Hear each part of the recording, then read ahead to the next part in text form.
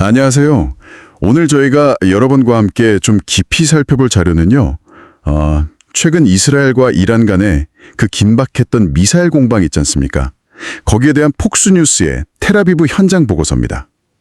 이게 그냥 단순 뉴스 전달이라기보다는 현장의 정말 진짜 모습, 또 공격과 방어는 실제로 어떻게 이루어지고 있는지, 그리고 이런 상황들이 평범한 사람들의 삶에는 어떤 영향을 미치는지 그 핵심을 좀 파헤쳐 보려고 합니다.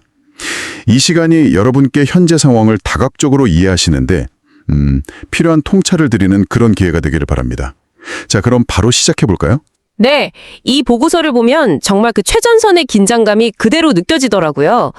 단순히 그냥 무슨 일이 있었나 이걸 넘어서 이 사건들이 그럼 어떤 의미를 가지는지 또 앞으로 어떻게 될지 그런 함의까지 한번 같이 짚어보시죠. 네, 보고서를 보니까 그 폭스뉴스 특파원이 텔아비브 해변가에서 막 상황을 전하고 있는데도 새로운 미사일 경보가 울렸다고요. 아, 현장에서요? 예, 그래서 수백 명의 사람들이 막 황급히 대피소로 뛰어가는 그런 모습이 포착될 정도로 정말 뭐랄까 일촉즉발의 상황이었던 거죠. 이야, 바로 그 전 날 밤에도 약 30발 정도의 탄도미사일 공격이 있었다고 하는데요. 이 탄도미사일이라는 게 포물선을 그리면서 아주 먼 거리를 날아가는 거잖아요. 네, 그렇죠. 장거리 공격용이죠. 근데 이 공격 대부분은 이스라엘의 그 방공 시스템에 막혔다고 합니다. 네, 맞습니다. 지난 금요일이었죠. 이스라엘이 이란 핵시설 관련 목표물하고 그 IRGC, 그러니까 이란 혁명수비대 고위 간부들을 경영한 작전을 시작했다고 알려진 이후에 이란 쪽에서 총 400기가 넘는 탄도미사일을 발사한 걸로 집계가 되고 있어요. 400기요? 와, 정말 상당한 규모인데요. 네, 엄청난 숫자죠. 그런데 그 보고서에서는 초기 대규모 공세랑 비교하면 최근 공격의 빈도나 규모는 좀 줄어든 것 같다는 그런 언급도 있더라고요. 맞습니다. 그리고 여기서 좀 흥미로운 지점은 이란의 공격 방식이에요. 그냥 미사일만 쏘는 게 아니라 드론하고 미사일을 막 섞어서 쏘는 거죠.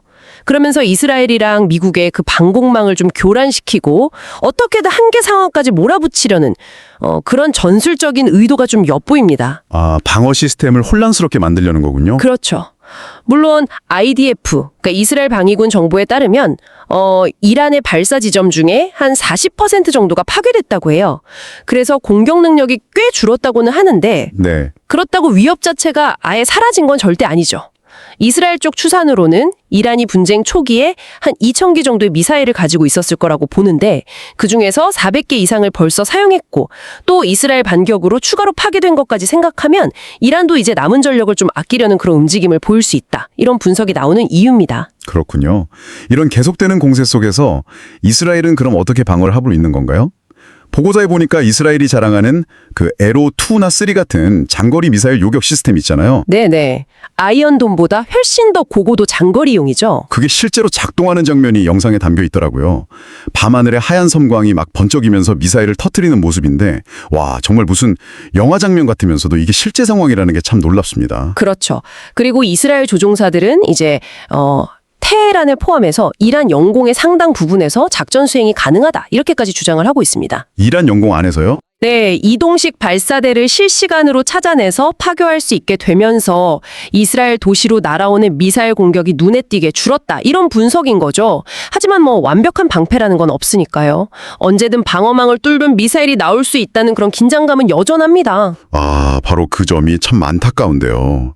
아무리 그 방어 시스템이 뛰어나다고 해도 일부 미사일은 결국 그 방어망을 뚫고 인구가 많은 지역에 떨어져서 큰 피해를 주고 있다는 거잖아요. 네, 그게 문제입니다. 보고서에도 그 폭발 직후에 건물 잔해 속에서 구조 작업을 벌이는 모습이라든지 또 폭탄 대피소에 갇혔다가 나온 여성분의 아주 생생한 증언, 그리고 귀가 울리는 증상처럼 그런 충격과 부상에 시달리는 사람들의 모습이 그대로 담겨 있었어요. 아, 정말 끔찍하네요. 특히 그 미사일에 맞은 아파트 건물 앞에서 병원복 차림의 부상자가 아버지를 기다리는 장면은 정말 마음이 아프더라고요.